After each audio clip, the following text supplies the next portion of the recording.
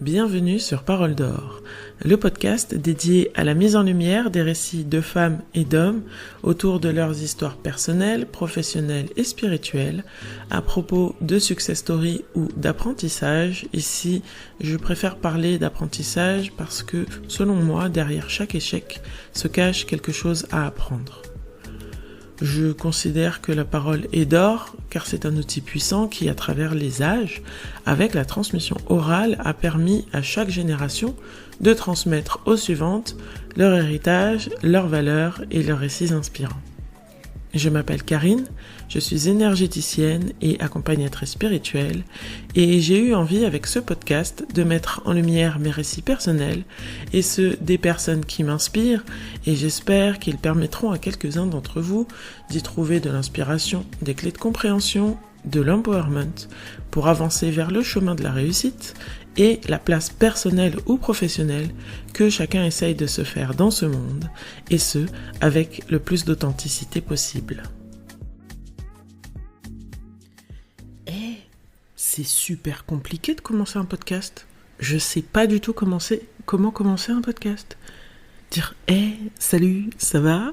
ou dire « bonjour, j'espère que vous allez bien ?» C'est super compliqué. Bon, écoutez, je le commence comme ça. On rentre dans le vif du sujet. Et aujourd'hui, j'ai envie de vous parler du sujet de trouver sa voie, trouver son chemin, trouver une raison qui nous donne envie de nous lever tous les matins, une raison qui fait qu'on n'a pas l'impression de travailler parce qu'on a réalisé avec le cœur, ou on réalise avec le cœur quelque chose qu'on aime faire par-dessus tout. Et on va dire que moi, c'est une question qui m'a hantée, on va dire quasiment pendant une trentaine d'années, parce que, alors il y a pas d'heure, il n'y a pas d'âge non plus pour trouver sa voie, trouver son chemin, mais j'avais ce sentiment d'être en retard par rapport à ceux qui avaient trouvé leur voie, leur vocation, le truc pour lequel c'est évident. Donc dans cet épisode, je vais vous faire le récit de mon parcours, avec tout ce qui va tourner autour des synchronicités.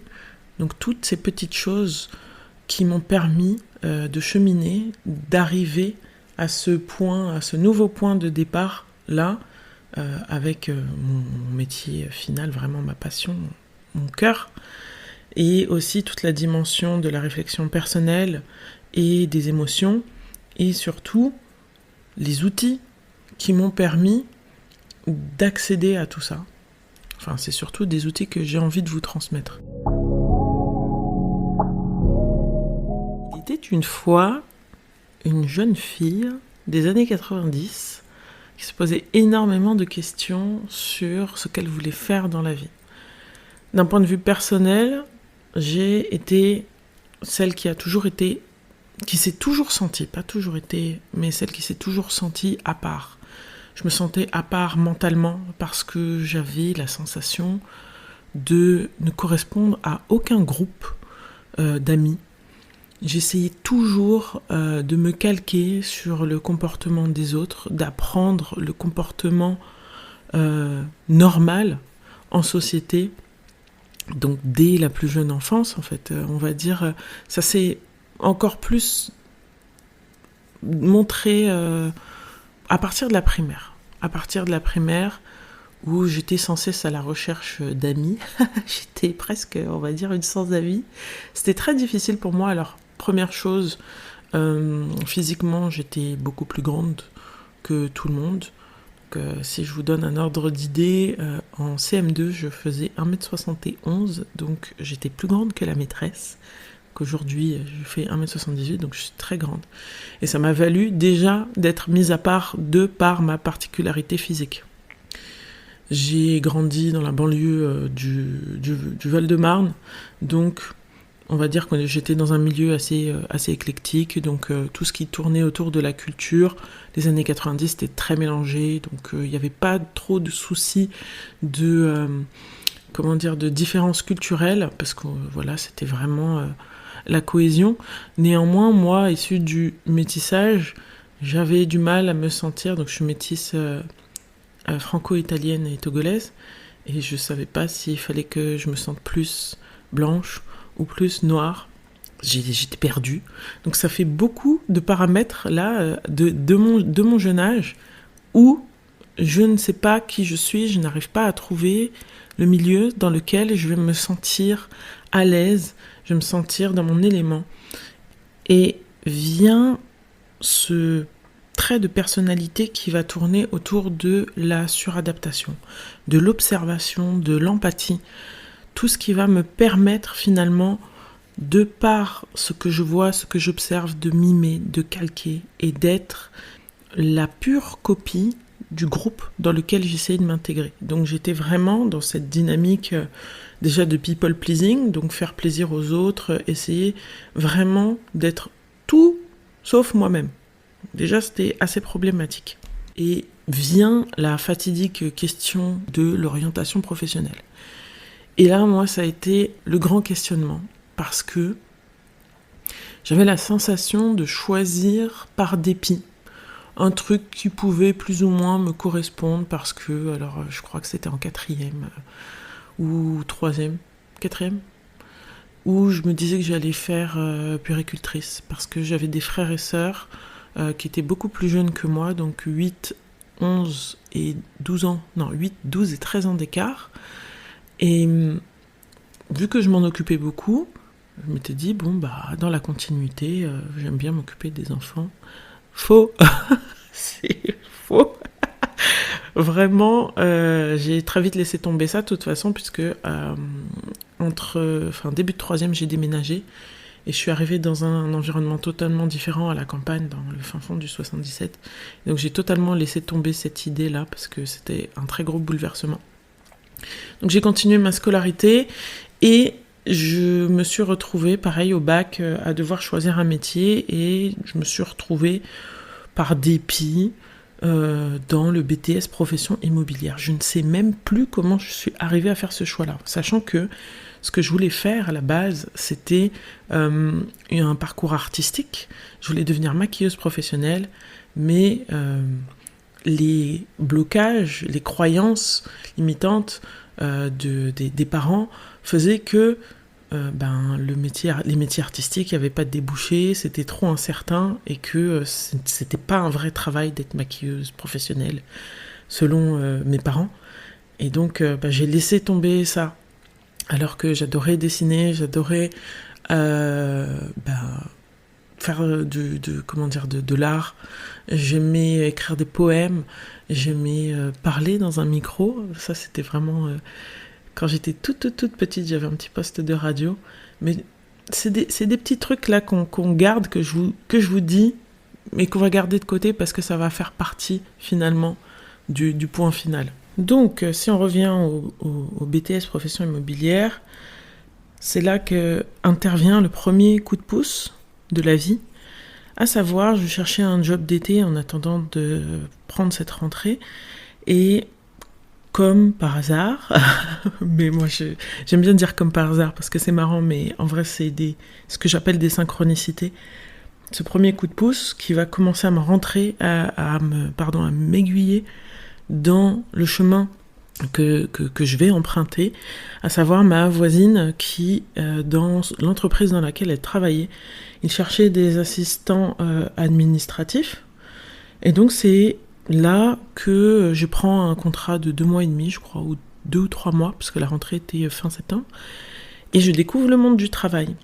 Et le monde du travail à 19 ans, c'est très doux, c'est très très doux. Les premiers salaires complets, quand on vit chez ses parents, c'est de l'argent de poche, on va pas se mentir. Connaître les tickets resto, les chèques vacances, tout un tas de trucs où je me dis, mais c'est cool en fait, la liberté, l'argent, tout ça, ouais, pourquoi je vais m'emmerder aller faire un BTS à plusieurs heures de chez moi, donc qui va me demander de me lever à 5h du matin, d'arriver en cours, et ensuite de finir à 18h, rentrer à 20h, et de devoir travailler et de bosser comme une folle pour pouvoir essayer d'obtenir un diplôme dans un métier que j'ai choisi parce qu'il fallait faire des études. Donc non. Donc j'ai tout annulé et je me suis mise à bosser. Et s'en est suivi un parcours, on va dire, du combattant pendant 3-4 ans, où j'ai enchaîné les CDD, les missions d'intérim, donc toujours autour du métier d'assistante administrative, mais je sentais que c'était un métier alimentaire qui me permettait de vivre, de prendre mon indépendance, mais derrière, on se fait chier, quoi. C'était pas du tout le truc qui me donnait vraiment envie. Donc, un peu comme beaucoup de gens, je continue parce qu'il faut bosser et puis qu'il faut payer ses charges, ses factures. Mais tourne dans ma tête toujours le truc de mais qu'est-ce que je vais faire vraiment de ma vie ? J'enviais énormément les personnes qui avaient des passions, qui avaient cette vocation, qui avaient ce truc-là pour lequel ils étaient ultra investis, ils étaient heureux. Et même sans que ce soit dans le professionnel, je parle aussi de passion personnelle, j'avais rien de tout ça. J'avais pas de passion et ça me perturbait. Je me demandais si j'étais normale de pas avoir un truc comme ça qui vient des tripes et pour lequel j'ai un intérêt certain. À l'époque, la personne avec qui je partageais ma vie avait une passion énorme pour les arts martiaux et moi ça me sautait à la figure de me dire mais je m'intéresse pas à un truc comme ça au point d'aller regarder 50 000 vidéos, passer des heures à me documenter, etc. Et je comprenais pas cette passion, même pour vous dire au niveau même artistique, même les stars, les films et tout ça, et j'étais pas une fanatique, donc je ne comprenais pas. Donc avec les missions d'intérim, il y avait à l'époque donc tout ce qui tournait autour du congé individuel de formation, et j'avais la possibilité, du coup j'avais cumulé suffisamment d'heures pour faire une formation, mais impossible de savoir ce que je voulais faire, et c'était une question qui me frustrait énormément. Donc, je laisse ça de côté et je me dis, bon, je veux pas gâcher des heures pour gâcher des heures, c'est pas grave. Donc là, je trouve un emploi en CDI, en tant que toujours qu'assistante administrative et commerciale, et s'ensuit 3 ans dans l'entreprise, dans lequel je vis des bons moments, parce que j'ai des super collègues, c'est pas loin de chez moi. Enfin voilà, c'est cool, mais c'est toujours pas ce truc-là qui me prend aux tripes. Donc je vais... un jour, là, on arrive dans l'ère où Instagram commence à arriver dans la vie des gens, et je me rends compte que je passe beaucoup de temps dessus, sur Insta. J'ai un compte pour lequel je mets beaucoup de contenu autour du fitness, rééquilibrage alimentaire, parce que après la naissance de mon fils, j'ai décidé de me reprendre en main. Et donc, dans ce compte-là, je vais documenter toute ma perte de poids, tout ce qui va tourner autour du bien-être physique. Et dans tout ça, j'ai réussi à perdre 30 kilos. Je suis super contente, tout va bien. Mais je me dis, est-ce qu'il n'y a pas un métier là qui correspond à ça, parce que ce serait cool en fait de passer tout mon temps sur les réseaux sociaux. Et donc je fais des recherches et là je découvre le métier de community manager. Et je me dis mais waouh, trop cool, trop cool. En plus, il y avait dedans une dimension plus ou moins artistique parce qu'il fallait être en capacité de créer du contenu. Et donc tout ce qui est logiciel de design, logiciel de montage, de retouche, etc. Je me suis dit mais trop chouette. Donc là, je vais voir la RH de ma boîte et je vais entamer une procédure pour faire une demande de congé individuel de formation. Et deuxième coup de chance, on va dire, donc deuxième synchronicité, je tombe sur une RH qui est à peu près mon âge, qui est à peu près de mon origine ethnique, on va dire afrodescendante. Et il y a cette solidarité qui se crée entre nous, là, et elle va tout faire pour que mon dossier passe. Et on était à 3 semaines de la clôture des dossiers de congé individuel de formation, et elle m'a donné un accompagnement et des conseils de qualité. Et ça, couplé avec mon envie personnelle de vraiment réaliser ce métier, ça m'a permis d'être acceptée, de valider cette demande de congé auprès de la direction, d'aller finalement me porter sur ce projet. Et j'ai entamé du coup cette formation de community manager. Donc en plus, il s'agissait d'un diplôme d'État. Donc j'ai effectué cette formation et j'ai décroché mon diplôme, ma licence en social media management. Je suis sortie majeure de promo parce que vraiment, j'étais tellement investie dans ce projet et vraiment, je commençais à sentir les prémices de quelque chose qui m'animait bien plus que ce que j'avais fait auparavant. Et deuxième coup de pouce, lors de cette formation, un de mes... je crois que c'était mon maître de formation, enfin maître de stage, je ne sais plus. Un des professeurs, dans mon dossier professionnel, dans ma présentation de projet qu'il fallait que je présente à l'oral, il a vu ma façon de travailler, il a vu ma capacité à m'exprimer, ma capacité à analyser, ma capacité à produire des choses qui avaient de la valeur. Et donc, il m'a proposé en dehors de la formation, donc après, de faire partie de membres de jury de l'école digitale dans laquelle il travaillait. Et c'est comme ça que je me suis retrouvée à ouvrir un statut d'auto-entrepreneur parce qu'il fallait que je puisse du coup facturer cette prestation qui était rémunérée. Mais vous imaginez même pas ma joie et aussi ma peur, parce que tout ça, je l'ai fait toute seule. Il n'y avait personne pour m'accompagner et j'ai fait mes recherches, j'ai fait mes démarches et en plus, petite parenthèse, je vivais toute seule avec mon fils qui avait à l'époque 4 ans. Et il fallait se débrouiller. Et il fallait s'en sortir. J'avais cette rage, cette volonté vraiment de me dire, je veux offrir le meilleur pour mon fils, et je vais me donner les moyens. Donc c'est ce qui m'a donné aussi toute cette volonté, toute cette force pour décrocher ce diplôme, pour ensuite aller ouvrir ce statut d'auto-entrepreneur. Mais n'oubliez pas, j'étais en congé individuel de formation. Donc la chance étant qu'on pouvait avoir un statut d'auto-entrepreneur en même temps qu'on était employé dans une entreprise. Donc je fais ça à côté, mais je retourne dans mon entreprise. Et en retournant dans mon entreprise, j'essaye de postuler donc sur le métier de community manager dans ma boîte. Ça n'a pas été accordé parce que je pense qu'il y avait du piston et que c'est quelqu'un d'autre qui a été pris. Bon, disons que c'était une bonne chose parce que la chance a voulu que quelques mois plus tard, et c'est quelque chose pour lequel j'avais de grands espoirs, parce que j'avais ouï dire plusieurs années auparavant qu'il y avait eu un plan social, et que ça revenait plus ou moins souvent, tous les 5, 6, 7 ans. Donc pendant cette période-là où je reviens, je m'étais mise à espérer secrètement, à prier même, en me disant, mais pourvu qu'il y ait un plan social, parce que vraiment, ça arrangerait beaucoup mes affaires.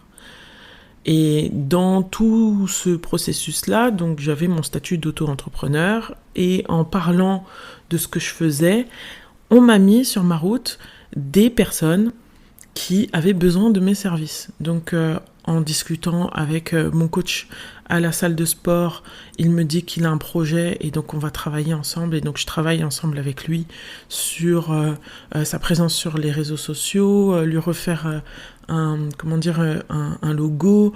J'allais même tourner des vidéos pour ses événements, etc., faire du montage vidéo. Et puis après, en parlant à d'autres, je me suis retrouvée avec un autre coach sportif, je me suis retrouvée avec une personne dans les transports parce que via le biais de mes connaissances et de mes amis, il y avait besoin de refaire un site internet, etc. Et donc je me suis retrouvée à avoir en side des projets que j'adorais, qui me donnaient beaucoup plus de satisfaction que le métier d'assistante que je faisais. Et du coup, ça m'a donné ce goût de me dire, ouais, j'aime beaucoup tout ce qui est gestion de projet. Et bien évidemment, au moment où je commence à me dire ça et que je me suis dit qu'il fallait que j'essaye de trouver quelque chose, tombe là le sujet du plan social dans la boîte, comme par hasard. Et je me suis dit que j'allais me porter volontaire Bien évidemment, à la base, je ne faisais pas partie des personnes qui pouvaient prétendre au plan social, mais il y avait quand même une petite marge de dossiers supplémentaires au cas où il n'y avait pas assez de volontaires des personnes qui étaient visées dans ce plan social. Je me suis dit que j'allais tenter et que j'allais monter aussi mon dossier. Donc là, c'est pareil. Je monte ce dossier pour du coup prétendre au plan social avec un projet professionnel derrière. Je tombe, pareil, sur une nana vraiment incroyable qui est assez fascinée du coup par mon parcours parce que du coup je me suis lancée, j'ai repris mes études, donc j'avais 28 ans déjà, donc avec cette licence-là, avec un enfant toute seule à charge et tout, donc elle a décidé de porter aussi mon projet et vraiment de l'appuyer. Et au tout dernier moment, dans les dernières commissions, mon dossier finit par passer. Imaginez, mon dossier finit par passer alors que je ne faisais pas partie du groupe visé. Mais visiblement, les choses ont voulu que. Et je me retrouve du coup à partir de la boîte avec une formation de validée et je me retrouve à faire cette formation de chef de projet digital parce que c'était ce que je voulais faire à ce moment-là. Donc je me disais, ouais, le digital c'est trop bien, j'aime trop, c'est dans la continuité de ce que je fais et tout ce qui est gestion de projet c'est ce que j'aime, donc je vais continuer à aller là-dedans et à aider les personnes ou à aider à monter un projet, à porter un projet. Et à la fin de cette formation, donc pareil, c'était une certification professionnelle de chef de projet digital. Je me suis retrouvée dans une boîte digitale qui faisait de la réalité virtuelle, pour lequel j'essayais d'être embauchée, mais finalement ça s'est pas fait, et c'est pareil, c'est toujours pour le bien, puisque par la suite j'ai trouvé un emploi, donc mon dernier emploi avant d'arriver, là, de me lancer à temps plein, qui m'a donné ma chance pour exercer ce métier. Et je voulais absolument faire ce métier. On m'avait dit dans tous les entretiens que j'avais faits, oui, vous ne pouvez pas, il faut d'abord passer par la petite porte, être assistant. Alors le métier c'était product owner, donc il fallait être assistant product owner, voire même il y en a qui m'avaient dit qu'il fallait que je sois testeur. Enfin, je me suis dit, ben non, je ne veux pas, moi je veux être que product owner. C'est ce métier-là que je veux faire, et il est hors de question que je fasse autre chose et que je galère pendant des années. Et je le voulais tellement fort, je le voulais tellement avec le cœur, hein, comme tous les dernières choses que je voulais. Et ben, je suis tombée sur l'annonce qui m'a permis de rencontrer des personnes qui ont décidé de me faire confiance et de me prendre en tant que product owner, donc débutant, junior. Donc c'était dans une start-up à l'époque. Et c'est comme ça que j'ai commencé à travailler dans ce métier-là pendant 5 ans. Donc là, vous voyez bien, là, on n'est même plus à mi-parcours, on est à 3/4 de parcours, que à chaque fois, je tombe sur les personnes qui vont me donner le coup de pouce, le tremplin, là, pour faire ce saut et changer. Parce qu'on est passé quand même de intérimaire, assistante commerciale, jusqu'à community manager, avec du freelance, avec jury d'école digitale, avec une nouvelle formation pour être chef de projet digital agile, donc qui m'a ouvert le métier de product owner. Enfin, vous voyez bien que j'ai fait des choses diverses et variées et que, bon, il n'y a pas, à part les 2 derniers métiers, il n'y a pas énormément de corrélation. Néanmoins, la seule constante qu'il y avait dedans, c'était ma volonté. Ma volonté dans le fait de me dire, je suis capable d'apprendre quelque chose et si je m'y mets à fond, je suis capable de tout faire. Je suis capable de faire n'importe quel métier à partir du moment où j'ai les aptitudes personnelles, où je vais les acquérir et dans cette acquisition de connaissances, j'ai cette volonté qui est plus forte et qui vient surpasser toutes les limites personnelles. Mais me direz-vous, c'est quoi le rapport avec le métier que je fais aujourd'hui ? J'y viens. Vient, quelques mois après mon embauche dans cette entreprise, un événement qui s'appelle le Covid, ou la Covid pour les puristes. C'est une période vraiment, vraiment, vraiment difficile. On a du temps pour se questionner, et je me questionne beaucoup sur ma vie à ce moment-là parce que tout fait pause, et je me rends compte que je passe à côté de moments avec mon fils. Je me rends compte que, bon, j'aime ce que je fais, hein. J'aime ce que je fais, en plus je suis au début, ça fait que quelques mois. Mais c'est quoi cette vie, quoi ? C'est quoi cette vie ? Cette vie où on court partout, où on est à la course à l'argent, au salaire, pour s'en sortir, parce que le coût de la vie augmente, parce que il faut, si on a des ambitions, ne serait-ce que d'avoir son appartement, sa maison, une voiture correcte, et donner ce qu'il faut, en tout cas une vie correcte à sa descendance, mais c'est ça qu'il faut faire. Il faut se buter au travail. Donc là, je me dis, il va falloir trouver autre chose. En parallèle, je vivais une situation assez compliquée, puisque la personne avec qui je partageais ma vie est venue finalement se révéler, et moi aussi, je me suis révélée, dans ce qu'on ne voyait pas quand on travaillait beaucoup, puisque les moments partagés ensemble étaient finalement très brefs, parce que énormément de travail, parce que le week-end c'est la course pour caler tous les trucs qu'on n'a pas le temps de faire dans la semaine. Donc on est là comme ça, la tête dans le guidon. Et tout ça, ça a révélé vraiment les vraies personnalités. Et ça a mené à beaucoup de questionnements, beaucoup de remises en question. Et moi, personnellement, j'avais des choses à aller chercher pour moi. Et je me suis retrouvée en thérapie. Alors, j'avais commencé par la thérapie avec l'hypnose, donc l'hypnothérapie, parce que je savais qu'il y avait des choses inconscientes chez moi qu'il fallait que j'aille chercher pour comprendre pourquoi je m'étais retrouvée dans cette situation avec cette personne, dans cette relation, pourquoi je faisais ce que je faisais aujourd'hui, parce que je sentais là le décalage qui s'est construit là depuis le début et qui est venu me sauter en pleine figure quand on s'est arrêté pendant cette période de confinement. Et donc, au fur et à mesure des séances, première claque, la première chose dont je me rends compte, c'est que je suis un people pleaser. Je suis le pur produit de ce que j'avais fabriqué, à savoir quelqu'un qui s'adapte à tout le monde, sans jamais vraiment être moi-même.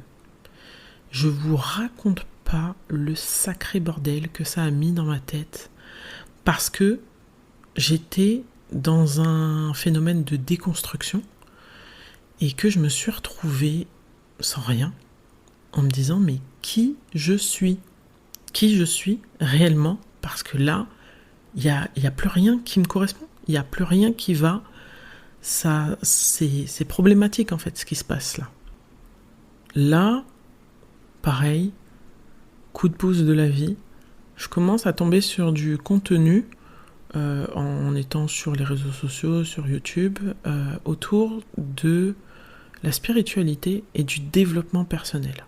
Donc, étant dans une phase de remise en question totale de ma personne, de tout ce qui m'avait conditionné, construit, pas que de ma construction personnelle aussi, c'est tout ce qu'on reçoit en termes de principes d'éducation, en termes de principes de la société, tout ça s'était remis en question. Et à travers le développement personnel et la spiritualité, j'ai trouvé une porte de sortie, j'ai trouvé quelque chose qui allait être salvateur pour moi, et ça couplé à la méditation pour venir apaiser mon mental, apaiser mon système, parce que j'étais dans un mal-être incroyable. En plus, du coup, ça a déclenché dans ma vie personnelle une phase de séparation. J'ai trouvé ce moment incroyablement libérateur pour moi, parce que je pouvais commencer à respirer et je sentais que l'intérêt que j'avais dedans, il était démesuré. Et j'ai commencé à comprendre ce qu'était avoir une passion. Et j'ai dévoré des livres, et j'ai dévoré du contenu, et j'ai dévoré. C'était un feu insatiable, un feu dont l'intensité ne diminuait pas. Au contraire, ça grandissait. Et donc, dans toutes ces recherches et dans ce questionnement, j'ai pu commencer à identifier ce qui faisait partie déjà de ma personnalité. J'ai pu identifier ce que j'avais développé comme capacité personnelle avec finalement toute cette dimension de people pleasing. Je vais pas cracher dessus, je vais pas le jeter parce que ça a développé en moi des capacités d'écoute, des capacités d'analyse, voire même de suranalyse, des capacités d'empathie et d'être en mesure, parce que j'étais une éponge, de pouvoir donner des conseils qui étaient pertinents à mon entourage. Et donc j'étais tout le temps, et je le suis toujours, sollicité pour des compréhensions, des discussions profondes, parce que j'avais une vision de la vie globale de par tout ce que j'ai essayé de m'imprégner tout au long de ma vie. Et donc, là, coup de pouce, double coup de pouce même. Première chose, on arrive vers la période des fêtes et ma sœur, dans une réunion de famille, me montre un paquet de cartes qu'on appelle oracle. Et donc je lui demande ce que c'est et elle m'explique qu'avec ces cartes-là, quand on se pose des questions et qu'on pose les cartes devant soi et qu'on en choisit plusieurs au hasard, en passant sa main tout doucement dessus et en essayant de sentir peut-être quelque chose et de sélectionner plusieurs cartes, ces cartes nous apportaient des réponses qui étaient, somme toute, assez justes dans les réponses. Je lui dis, mais c'est incroyable, c'est quoi ce truc-là ? Écoute, donc c'était ma toute petite sœur, donc voilà, elle avait pas encore beaucoup de moyens. Donc je lui dis, écoute, tu sais pas quoi m'offrir à Noël, offre-moi ce jeu de cartes là, ça a l'air cool, ça m'intéresse. Et donc je reçois ce paquet de cartes, ce paquet d'oracles, et je commence à le manipuler et à jouer avec. Et je me suis dit, bon, écoute, on va poser des questions, on va voir ce qu'il en est. Donc je commence à tirer des cartes au niveau perso pour savoir comment ça va évoluer du côté cœur dans ma situation. Donc je vois la séparation, tout ça. Je me suis dit, oulala, bon, on va changer de sujet, on va passer à autre chose. Et revient du coup la question du pro. Et je me dis, qu'est-ce qui va se passer pour moi du côté professionnel ? Donc ça me dit que je vais rencontrer une femme avec qui je vais avoir un partenariat, une alliance et travailler avec. Écoutez, je ne vais pas vous mentir, 2 semaines plus tard, je me retrouve, donc je venais d'aménager dans cette ville, ça faisait moins d'1 an que j'étais dans cette ville, et donc je cherche une esthéticienne, et je vais voir cette esthéticienne, et puis je ne sais plus si c'est dès la première prestation ou à partir de la deuxième, on discute un petit peu de ce qu'on fait, parce que je vois qu'elle est jeune, et je m'intéresse à son parcours, donc on discute, et elle me parle de ses ambitions, de ses projets, qui vont tourner autour de l'agrandissement de son salon d'esthétique, avec des projets de spa, etc. Et également aller du coup diffuser et renforcer sa présence sur les réseaux sociaux. Donc moi je lui parle de mes capacités, de mes diplômes, de ce que je suis capable de faire, et je lui montre mon book. Et donc, quand elle me parle de ça et que je lui explique que du coup je suis en mesure de pouvoir l'aider, et là j'ai des frissons, parce que ça fait pop dans ma tête en repensant à ce qu'avaient dit les cartes. Et je me suis dit, mais c'est une dinguerie. Qu'est-ce que c'est que cette histoire ? Je vais pas m'arrêter là et je vais continuer à tirer les cartes pour voir. Donc je le fais dans un jeu avec mes amis, ma famille, etc. Et je me rends compte au fur et à mesure que tout ce que j'indique dans les cartes, c'est à 99,9% ce qui se passe. Exactement. Des fois même au mot près, des phrases que je vais prononcer qui vont être dites par une autre personne qui était concernée par le questionnement qui était posé. Et donc là, ça explose dans ma tête parce que je me dis, là, ça vient de moi. Ça vient de moi et de mon intérieur, de mon être, et que je me rends compte que j'ai des capacités divinatoires. Mais je me dis, mais ça sort d'où ? Pourquoi maintenant ? Pourquoi là, je découvre que j'ai ça ? Et l'un dans l'autre, en y repensant, je me disais que j'avais plus ou moins toujours ce flair pour savoir quel coup fourré allait se passer, parce que vous savez que bon, dans le monde de l'entreprise, il y a des gens avec qui ça se passe très bien et d'autres avec qui ça se passe moins bien. Et j'avais cette capacité, je pense qu'il y a plein de gens qui l'ont, hein, mais ça s'appelle l'intuition, de savoir avec qui ça allait bien se passer et avec qui ça allait pas bien se passer. Et des fois, j'étais là, tu vas voir, il va se passer ça. Mais bon, c'était en mode... c'est de la prédiction, c'est de l'analyse, c'est la suite logique de ce qui est censé se passer. Et je mets pas un truc extraordinaire dessus, parce qu'on est plus ou moins tous capables de faire ça. Bon, de toute façon, on est plus ou moins tous capables d'avoir certaines, on va dire, ce qu'on appelle ici des capacités extrasensorielles. C'est juste que, on nous a pas appris à les développer, voire même plutôt à l'éther, parce que c'est lié à plein de choses qui se passent à l'intérieur de nous, à savoir des émotions, des fois des douleurs, des mouvements, etc. Bon, je ferme la parenthèse. Donc là, je me dis, je tiens quelque chose. Donc c'est très intéressant, donc je vais me documenter dessus. Et je vais continuer à m'exercer pour voir jusqu'où je peux aller. Et donc, je continue dans ma quête aussi de développement personnel à tester plusieurs thérapies ou pratiques holistiques, parce que je vois que dans tous les cas, à ce moment-là, la médecine traditionnelle ne peut pas faire grand-chose, hormis me donner des anxiolytiques ou des somnifères ou je ne sais quoi, chose que je n'ai pas envie de prendre. Donc, je vais me tourner vers d'autres solutions. Et donc, je découvre le Reiki, et je fais plusieurs séances qui vont venir beaucoup m'aider, beaucoup m'apaiser dans plein de choses que je découvre suite à mon introspection personnelle et l'hypnothérapie. Et pareil, je fais 3-4 séances avec cette personne, et il se trouve que lors de certaines de ces séances, ayant les yeux fermés sous un plaid bien au chaud, etc., pendant qu'elle fait son Reiki sur moi, je commence à voir des choses. Mais donc j'ai les yeux fermés, donc je vois des choses. Et quand je lui décris à cette maître Reiki, parce que du coup elle est maître Reiki, quand je lui décris ce que je vois, elle est totalement interloquée, parce que ce que je dis, c'est ce qu'il y a dans sa tête. À savoir, elle voit les mêmes choses à ce moment-là. Et en plus, ça va tourner autour de certains paysages, de certaines choses. C'est pas, j'ai pas lu dans ses pensées en tant que telles.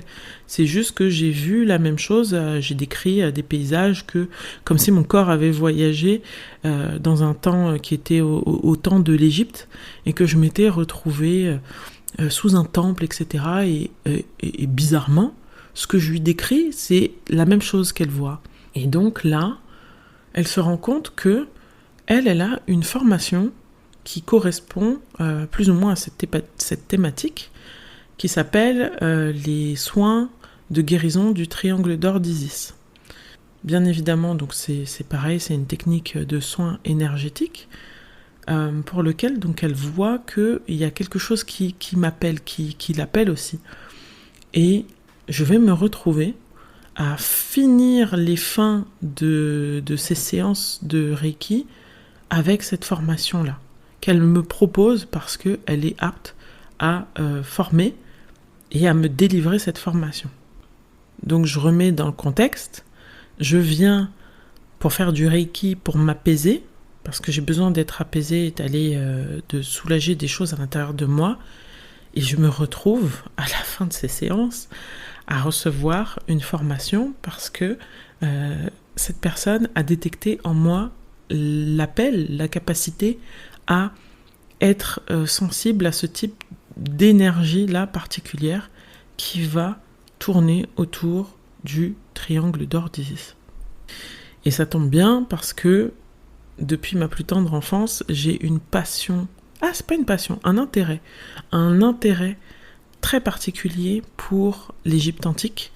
Et c'était la chose que j'adorais le plus dans mes cours d'histoire, c'était tout ce qui était mythologie grecque et mythologie égyptienne. Donc, quel n'est pas mon bonheur de pouvoir me former là-dessus et d'apprendre du coup des techniques d'auto-soin de moi-même.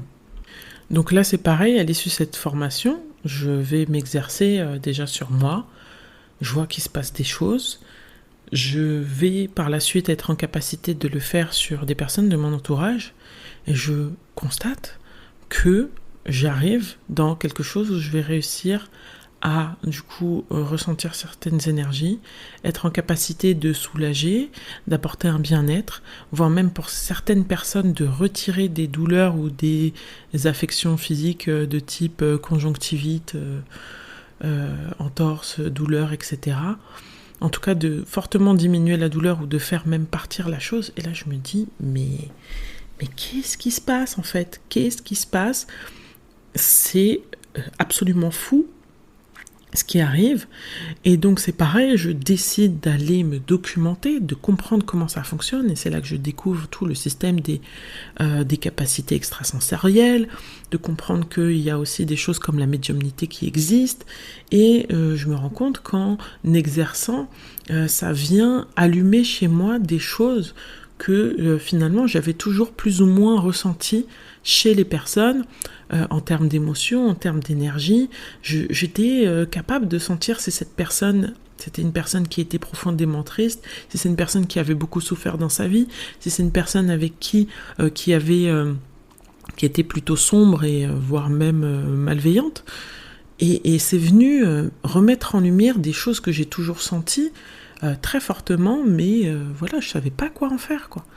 Et la vie a voulu qu'en continuant à me documenter, en allant chercher des informations et en continuant finalement à parfaire mes connaissances, je rencontre à nouveau une personne, donc en stage cette fois-ci, qui va venir repérer ma personne et peut-être même mes capacités, et qui va m'accorder cette aide, cette confiance pour venir l'aider parce que elle avait beaucoup d'attentes et qu'elle cherchait une collaboratrice ou un collaborateur supplémentaire pour venir l'aider à répondre à la demande de sa clientèle. Et donc, encore une fois, synchronicité, je tombe du coup sur cette personne qui me donne cette chance de pouvoir exercer et d'avoir mes premiers clients ou consultants.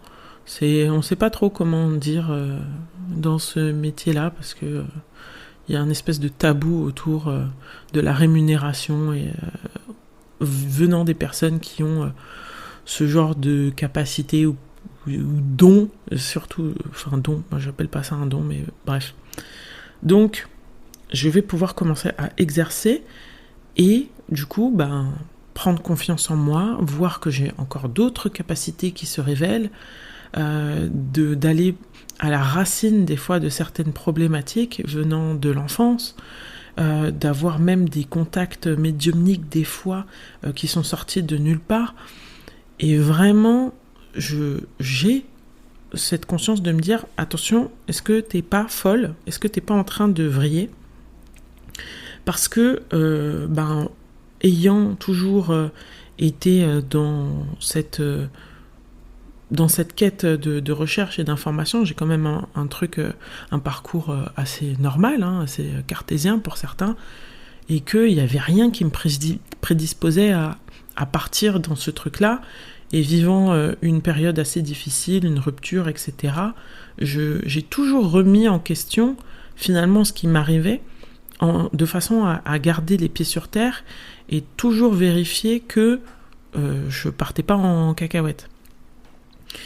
Et bien évidemment, l'expérience et l'expérimentation a fait que en faisant ce que je fais, les personnes en face me confirmaient complètement ce que j'étais en train de dire, ce que j'étais en train de ressentir, ou les aider à les soulager de certaines problématiques physiques et émotionnelles.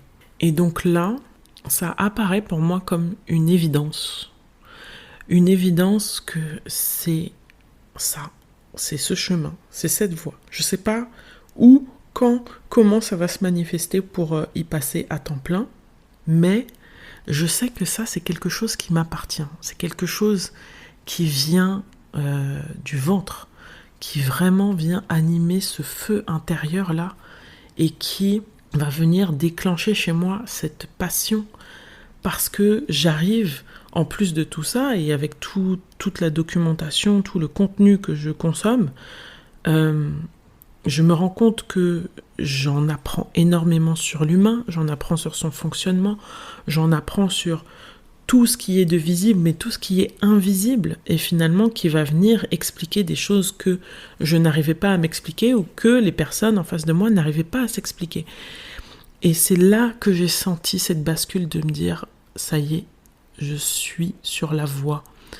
Et quand je reviens en arrière et que je vois petit à petit comment chaque chose, chaque personne m'ont amené à ce point final, alors point final non, mais en tout cas cet aiguillage-là, de prendre vraiment l'autoroute, de ce que je veux faire, du truc qui me donne la sensation de ne pas travailler, d'être juste moi-même, c'est-à-dire que le métier que je fais n'est que l'extension de moi-même, à savoir être en capacité d'écouter, d'être dans la bienveillance, d'être dans l'amour, de savoir recadrer aussi des fois, de remettre en place les choses, de remettre en lumière et en vérité ce qui est bloquant, ce qui est gênant, ce qui est dysfonctionnant pour la problématique de la personne, et que ça c'est quelque chose que j'ai naturellement fait toute ma vie,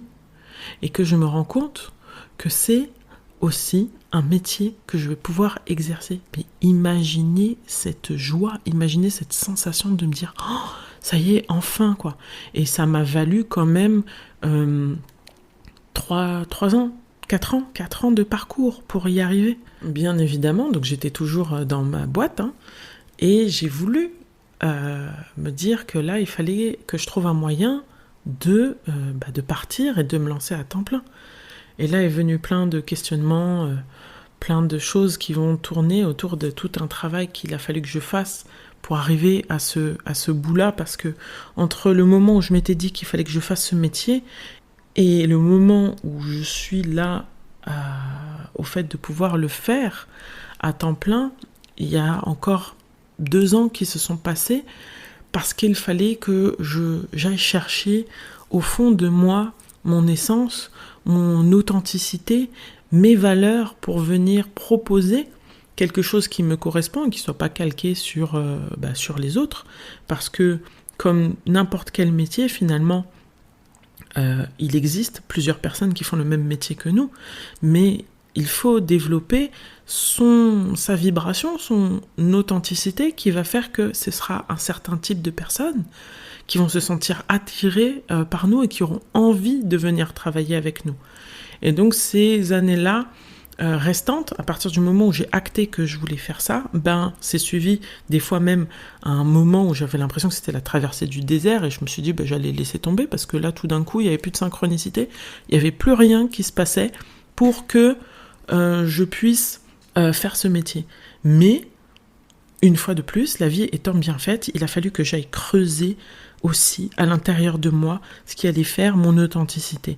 Et donc là, ça fera l'objet d'un autre épisode parce que j'ai vraiment envie d'en parler, d'aller de cette recherche et de trouver ce qui m'a amené à définir la cible que je veux toucher, le type de personnes avec lesquelles j'ai envie de travailler, à savoir la communauté afrodescendante, parce que, en tout cas en majorité, parce que j'ai envie d'être au service de ça, parce qu'il y a un passif, parce qu'il y a une histoire, parce qu'il y a plein de choses qui font qu'il y a beaucoup de choses à aller libérer, que ce soit dans les croyances limitantes, que ce soit dans les schémas, des fois même politiques, religieux, même transgénérationnelles qui se sont déposées chez nous et que j'ai envie d'aller mettre en lumière et de proposer d'autres perspectives pour permettre à ces personnes de pouvoir avancer et évoluer dans leur vie, que ce soit professionnellement, personnellement.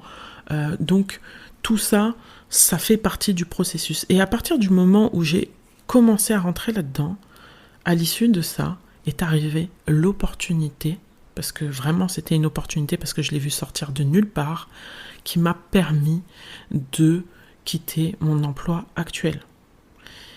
Et ça, c'est un truc de zinzin. Parce que vraiment, j'étais à un point où je me suis dit, je vais laisser tomber, parce que j'ai pas le courage là de démissionner. Je peux pas démissionner parce que j'ai un crédit, j'ai un enfant à charge, et je peux pas partir comme ça, dire coucou les gars, je m'en vais, je me lance à mon compte à temps plein, mais j'aurai pas le chômage. C'était pas possible. Mais la vie a voulu qu'à un moment donné, il y a une porte qui s'est ouverte et que moi j'ai mis un grand coup de pied dedans, et je me suis dit c'est le moment ou jamais, et j'ai pu obtenir donc la situation qui m'a permis à savoir une rupture conventionnelle et d'être en capacité de toucher par la suite le chômage pour venir couvrir cette période où je vais me lancer à temps plein, le temps bien évidemment de me faire connaître et d'avoir une clientèle suffisamment conséquente pour me permettre d'en vivre.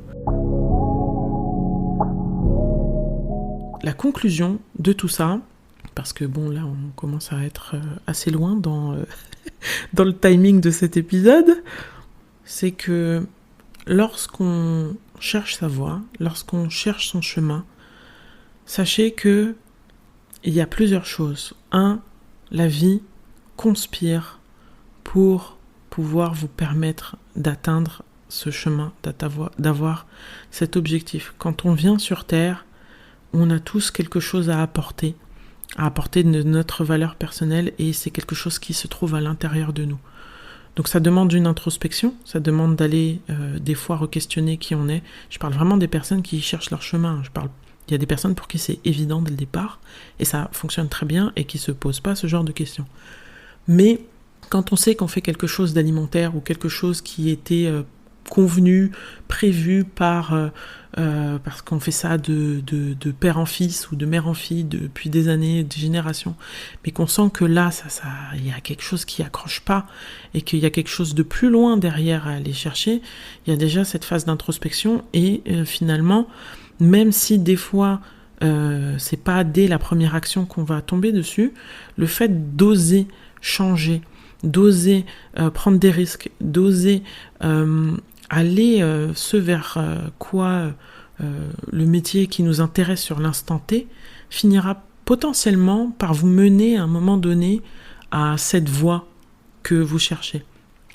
Couplé à ça, l'introspection, de savoir qui vous êtes, de savoir quelles sont vos capacités. Donc potentiellement, vous pouvez aussi aller des fois interroger des amis, de la famille, pour savoir quel est le trait de caractère, la chose qui va ressortir le plus. Peut-être que ça va être parce que vous êtes capable de faire toujours de très bonnes pâtisseries dans votre famille, et qu'à chaque fois on vous demande de faire un gâteau parce que vous faites des gâteaux incroyables.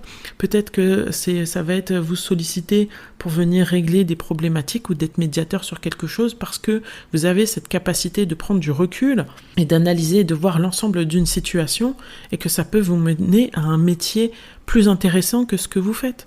Peut-être des fois, c'est tout bête, mais ça va être, vous travaillez dans l'éducation nationale, et vous avez cette capacité finalement d'empathie, d'analyse, d'écoute, qui va vous permettre d'accrocher avec les élèves, d'avoir une certaine pédagogie, d'être capable de transmettre, d'avoir une analyse. Et tout ça, c'est des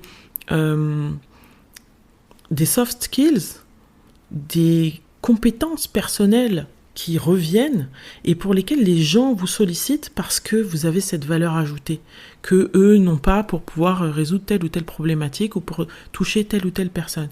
Et quand vous allez entrer dans cette analyse-là, et qu'il y a des choses qui reviennent souvent, il y a peut-être quelque chose à les creuser, parce que ça peut vous amener à développer ce pourquoi vous êtes naturellement fait, et qui vous donne cette sensation de ne plus travailler en fait. Parce que ce n'est que la résultante de votre essence. Et ensuite viendra se poser la question de ce qu'on a envie de transmettre, de ce qu'on a envie de donner. Alors il y a un livre qui existe qui est très bien, ou plusieurs livres d'ailleurs, qui parlent de l'ikigai, donc c'est un concept japonais pour venir trouver finalement ce chemin, ce point-là central qui fait partie de vous et qui vous donne cet aspect de faire le métier de vos rêves ou le métier passion. Et c'est aller chercher toutes ces informations, toutes ces compétences qui vous permettent de savoir ce pourquoi vous êtes naturellement doué et quels sont finalement, comment vous pouvez le transformer en quelque chose qui permettra de rendre service à la communauté, donc à la communauté en général, un certain type, ça va forcément être une cible, mais on va dire en général à la communauté, et que vous pourrez commercialiser et trouver enfin la capacité de vous réaliser. Et ça, c'est incroyable. Et je vous jure que quand on arrive à combiner tout ça et à trouver cette force intérieure, c'est... j'ai même pas les mots. J'ai même pas les mots parce que ça a créé en moi ce sentiment de bonheur. Ce sentiment que à chaque fois que je réussis à aider, à mettre en lumière, à pointer du doigt la cause de la problématique de la personne et que je ressens ce soulagement et que ça va des fois manifester par des pleurs, par beaucoup de joie, par des rires, par une reconnaissance, finalement, il n'y a rien de plus satisfaisant, il n'y a rien de plus enivrant que de ressentir cette sensation. Et c'est vraiment mon moteur. C'est mon moteur. J'avais l'essence, mais là j'ai le moteur. Et le moteur, c'est cette sensation que je ressens à chaque fois. Et ça va au-delà de l'aspect financier, ça va au-delà de finalement travailler. C'est quelque chose qui me rend profondément heureuse. Et à chaque fois que je peux toucher du doigt cette sensation, parce que c'est pas permanent, hein, c'est à chaque fois que j'aurai des séances, et des fois ça va prendre du temps, mais à chaque fois que j'ai cette sensation, ça vient remettre les idées en place et de me dire « Ok, je sais pourquoi je fais ça, je sais que ça vient du cœur, et je sais que ça va être très difficile d'aller plus fort ou d'aller plus loin ou de trouver autre chose de plus satisfaisant que ça. » Et même si ça arrivait, ce ne sera que du bonus parce que ça y est, je sais que j'ai atteint ce que j'ai cherché toute ma vie. Donc, pour résumer, je sais plus si j'ai dit pour résumer. Pour résumer du résumé, pour moi l'introspection est nécessaire, pour moi le questionnement est nécessaire, pour moi des fois la déconstruction est nécessaire et j'espère avoir pu vous donner des outils, des petits conseils, des prises de conscience sur ce qui s'orchestre dans vos vies pour pouvoir vous permettre d'atteindre cet objectif. Et quand vous sortez la tête de l'eau et que vous prenez ce regard extérieur, ce recul sur cette vie et que vous faites un peu le retour en arrière de toutes les fois où vous avez eu un coup de pouce, une personne, une situation, même une phrase que vous avez entendue qui est venue tout chambouler dans votre vie, sachez que c'est une synchronicité pour vous permettre d'avancer sur votre chemin. J'arrive à la fin de ce premier épisode. C'était un plaisir d'avoir pu vous partager ça. J'espère que vous avez passé un bon moment. Je ne sais pas conclure ce podcast, tout comme je ne sais pas comment il fallait le commencer.